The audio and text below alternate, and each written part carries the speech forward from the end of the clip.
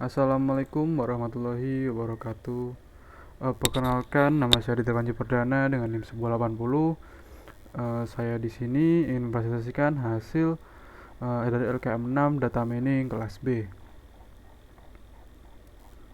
Untuk nomor 1, kita itu disuruh mengulangi langkah-langkah pada kelas praktikum untuk dataset start dan juga adult. Dengan masing-masing tesisnya itu ada 0,2, 0,3, 0,4 dan juga disuruh menuliskan akurasinya. Untuk yang praktikum seperti ini, lalu langsung saja. Nah, ini untuk step-stepnya itu seperti yang di praktikum.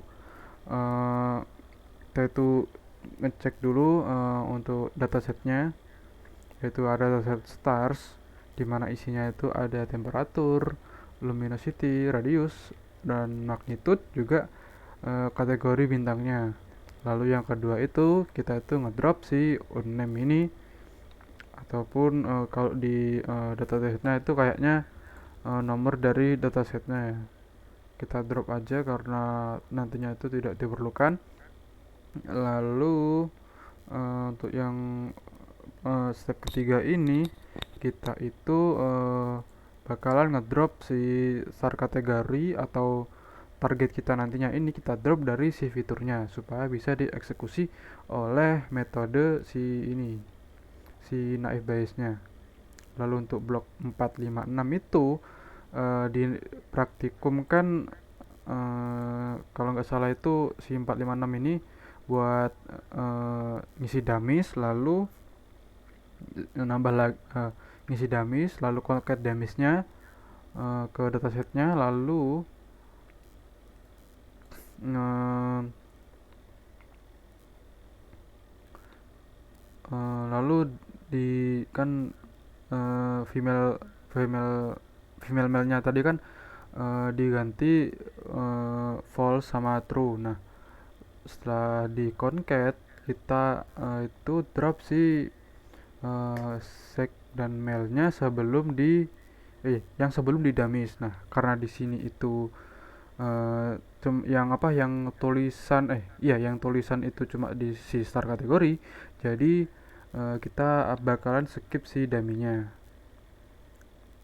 Lalu langsung ke 7, kita itu ngecek apakah ada data, apakah ada kolom yang kosong di dataset kita. Untuk yang star ini tidak ada dataset yang kosong. Lalu blok 8 dan 9 skip karena si dataset kosongnya. Karena si blok 8 dan 9 itu kita itu menampilkan dulu baru mengisi si nilai kosongnya. Nah, kita langsung ke step 10, ini ada TZS 0,2. Lalu kita import si knife base nya. Setelah itu kita cek model skornya, kita tes si datasetnya. Nah, dan ini saya bingungnya itu di sini kalau di run terus bakalan berubah.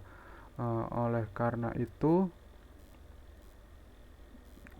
jadi saya itu jadiin satu di yang ini, di bagian yang ini.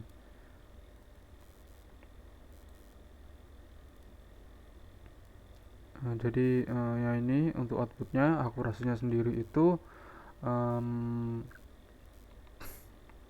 dari setiap tes JS yang pertama itu ada 0,2, itu ada 83,33%. Ada, oh ya, ini saya ubah dari 0, dikali 100 lalu jadikan persen.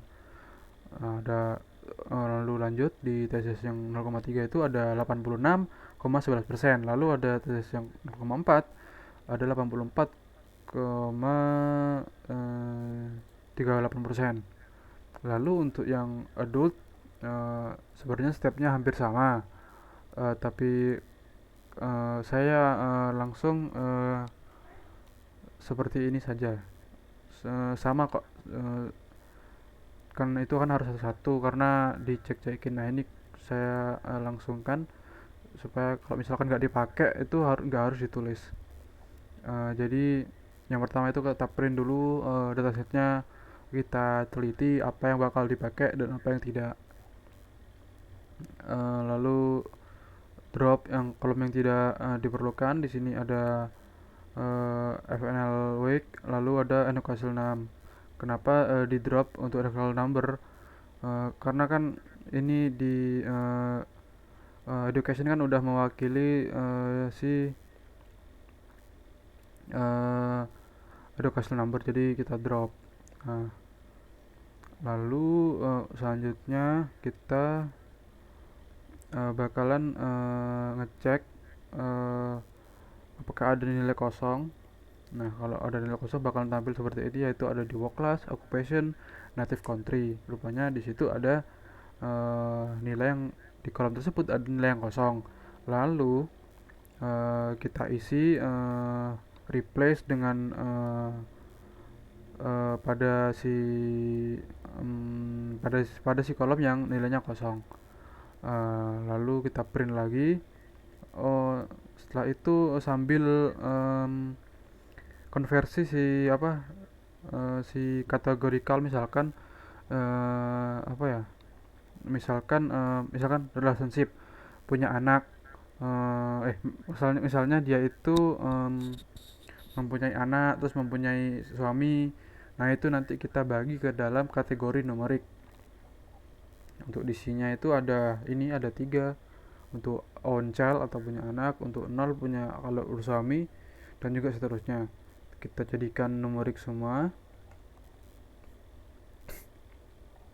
Setelah itu kita eksekusi si programnya. Untuk hasilnya sendiri ada di sini.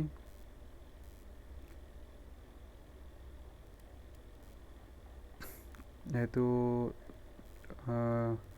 hampir 80% untuk semua tesis pada dataset si adult.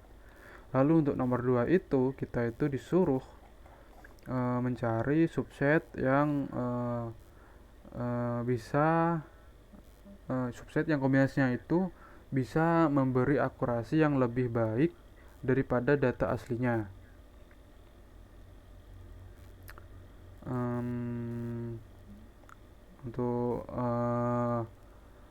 Untuk yang nomor 2 ini saya itu ngecek manual, dimana kombinasinya ini nanti ya misalkan saya kan yang akurasi terbaik itu adalah data yang selain data kolom yang tidak dihapus, jadi yang kolom tidak ada di sini. Jadi ya ini kolom yang tidak ada itu temperatur sama absolute magnitude. Dan itu menghasilkan akurasi yang sangat tinggi, yaitu hampir 100% semuanya di tesisnya. Nah, ini kalau misalkan ini tinggal dihapus terus diganti tinggal diganti luminosity, nanti ditaruh di sini, lalu dikeran di tes satu-satu. Nah ini contoh untuk yang memakai luminos sama radius. Hasilnya itu jelek. Nah, karena harusnya yang terbaik itu ada di yang pakai magnitude dan juga temperatur, jadi saya masukkan yang temperatur dan juga magnitude untuk untuk dataset yang adult.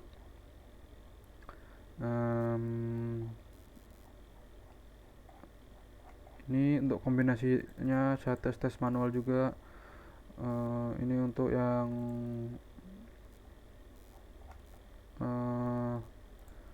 ini untuk yang adult,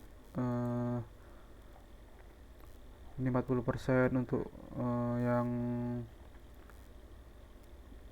yang age, educational 6, metal 1, dan juga ini itu masih kecil. Lalu tes lagi. Ini bisa dibilang setara, tapi ada yang setara sama si dataset dikombinasi subset aslinya, tapi ada dataset yang lebih besar sedikit, hitungannya cuma 0, berapa dan juga 1% berapa, yaitu adalah kombinasi si age, educational number, capital gain, capital loss, dan juga hours per week untuk mengklasifikasi si income-nya, lebih dari $50 $50.000 atau kurang dari $50.000. Lalu yang saya pakai adalah yang tadi saya sebutkan. ada age, ada educational number, capital gain, capital loss per week. Lalu untuk outputnya atau hasilnya itu seperti ini. Nah, masuk ke analisis data, di mana data saya sendiri itu menunjukkan bahwa pemilihan fitur itu mempengaruhi loh untuk memprediksi si naif Bayes ini.